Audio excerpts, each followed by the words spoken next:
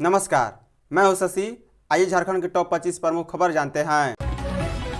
JAC board को आज मिल जाएंगे अध्यक्ष और उपाध्यक्ष। झारखंड एकेडमिक काउंसिल को बुधवार को अध्यक्ष और उपाध्यक्ष मिल जाएंगे। मुख्यमंत्री हेमंत सोरेन ने देर रात जैक अध्यक्ष और उपाध्यक्ष के नाम पर अपनी सहमति दे दी है।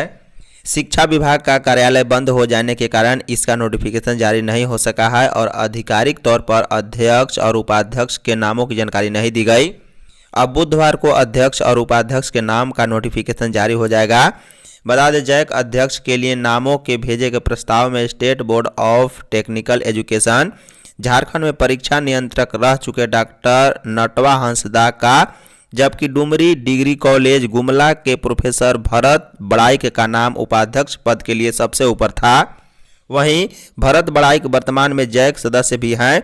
संभावना जताई जा रही है कि अध्यक्ष पद पर डॉक्टर नटवा हंसदा और उपाध्यक्ष पद पर भरत बड़ाइक के नाम पर ही सहमति बनी है।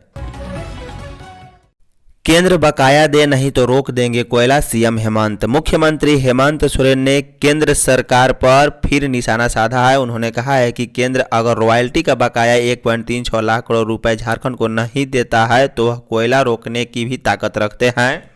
जरूरत पड़ी तो झारखंड की कोयला खदानों को बंद करा देंगे। अगर अपने पर आ जाए तो पूरे देश में अंधेरा छा जाएगा। सीएम मंगलवार को धनबाद में आयोजित झामुमो के 53वें स्थापना दिवस समारोह को संबोधित कर रहे थे। मुख्यमंत्री ने कहा है कि अगर हमारी मांगों पर केंद्र सरकार गंभीरता से विचार नहीं करती है तो हम अपना हक छीन कर लेंगे। झारखंड में कोयला खनन के बाद खाली पड़ी जमीन को अब रैयतों को वापस करना होगा। वहीं खाली जमीन पर रैयतों का हक है और अगर कोयला कंपनी ऐसा नहीं करती है तो हमें अपना अधिकार जबरन लेना होगा। हमें अपनी ज़मीन वापस लेने के लिए एक लड़ाई और लड़नी होगी। इसके लिए एकजुट होना होगा। इससे पहले मुख्यमंत्री हेमंत सोरेन और गांडे विधायक कल्पना सोरेन ने पार्टी का ध्वज फहराने के बाद शहीद वेदी पर पुष्पांजलि अर्पित कर समारोह का उद्घाटन किया। मूर्ति विसर्जन जुलूस में चाचा व भतीजे की गोली मारकर हत्या। रांची के नगड़ी थाना क्षेत्र के कतरपा गांव में मंगलवार की रात लगभग 8 बजे मूर्ति विसर्जन कर घर लौट रहे चाचा भतीजे की बाइक सवार 2 अपराधियों ने गोली मारकर हत्या कर दी है। मृत चाचा 32 वर्षीय बुधराम मुंडा और 30 वर्षीय भतीजा मनोज मुंडा कतरपा गाँव के ही थे। अपराधियों ने दोनों के पेट में गोली मारी है। घायल अवस्था में दोनों को पहले नगड़ी के अर्ची अस्पताल ले जाया गया। उन्हें रिम्स भेज दिया गया है, जहां डॉक्टरों ने दोनों को मृत भी घोषित कर दिया। सूचना मिलने के बाद डीआईजी सह एसएसपी चंदन कुमार सिन्हा मौके पर पहुंचे। वहीं नगड़ी थाना प्रभारी घटनास्थल पर मौजूद हैं। बता दें, बुधराम मुंडा और मनोज मुंडा एक अन्य युवक के साथ चल रहे थे, लेकिन गोली चलने पर उक्त युवक बच गया और जब उसने बाइक को पकड़ने की कोशिश की तब उसका नंबर प्लेट उसके हाथ में आ गया। 1.36 लाख करोड़ पर ब्रेकअप दे राज्य सरकार। भाजपा प्रदेश अध्यक्ष एवं पूर्व मुख्यमंत्री बाबूलाल मरांडी ने कहा है कि 1.36 लाख करोड़ रुपए पर झामुमो केवल राजनीति कर रहा है। झामुमो के इस संबंध में जनता को विस्तृत रूप से बताना चाहिए कि आखिर कब का और किस किस मद में कितना बकाया है। उन्होंने कहा है कि सामान्य व्यक्ति भी किसी से बकाया मांगता है तो देनदार व्यक्ति उससे उसका डिटेल मांगता है, हिसाब चाहता है। ऐसे ही कुछ बोल देने से कुछ नहीं मिलता। उन्होंने कहा है कि सरकार बजट पेश करती है तो बताती है कि किस मद में कितनी राशि आवंटित की गई, सरकार पर कितना उधार है, सरकार खर्च के लिए पैसे कहां से लाएगी, कितना केंद्रीय अनुदान मिलेगा। ये सारी बातें जनता को बताना पड़ता है। बाबूलाल मरांडी ने कहा है कि 1.36 लाख करोड़ के विषय में भी यही बात होनी चाहिए।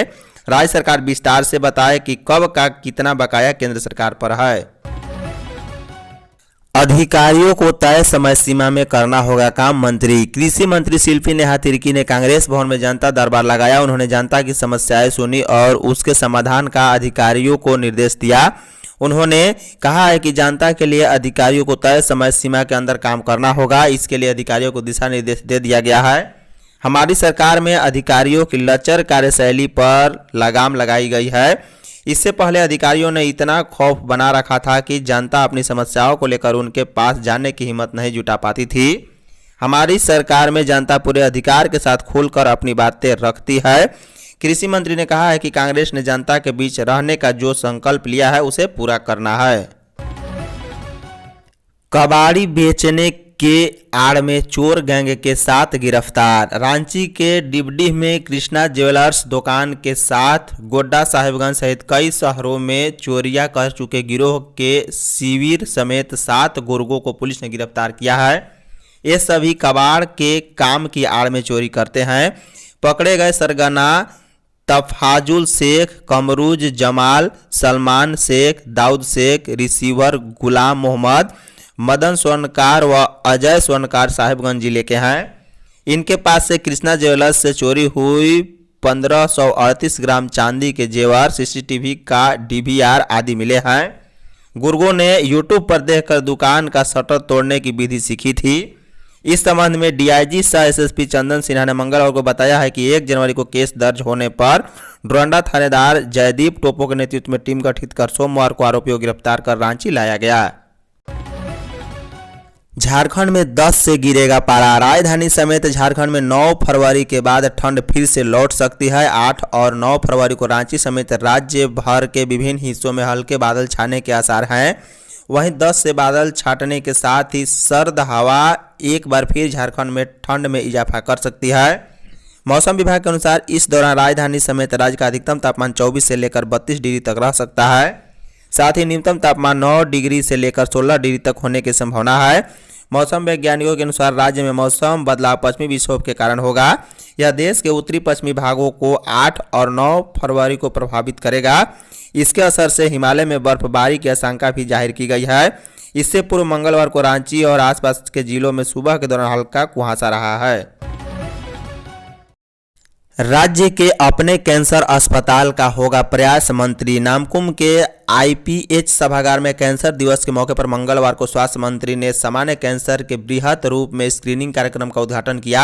इस दौरान उन्होंने कहा है कि झारखंड में जहां जहां मोबाइल टावर लगे हैं वहां रेडिएशन के कारण आसपास के लोग कैंसर से पीड़ित मिल रहे हैं। इसके अलावा उन्होंने कहा है कि कहीं भी कोई भी कैंसर पीड़ित की सूचना मिले तो सरकार को सूचित करे।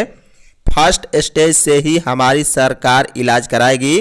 राज्य में अपना कैंसर हॉस्पिटल हो, इस दिशा में भी प्रयास किए जाएंगे ताकि लोगों को कैंसर के इलाज के लिए राज्य से बाहर न जाना पड़े, उन्हें आर्थिक नुकसान भी न हो।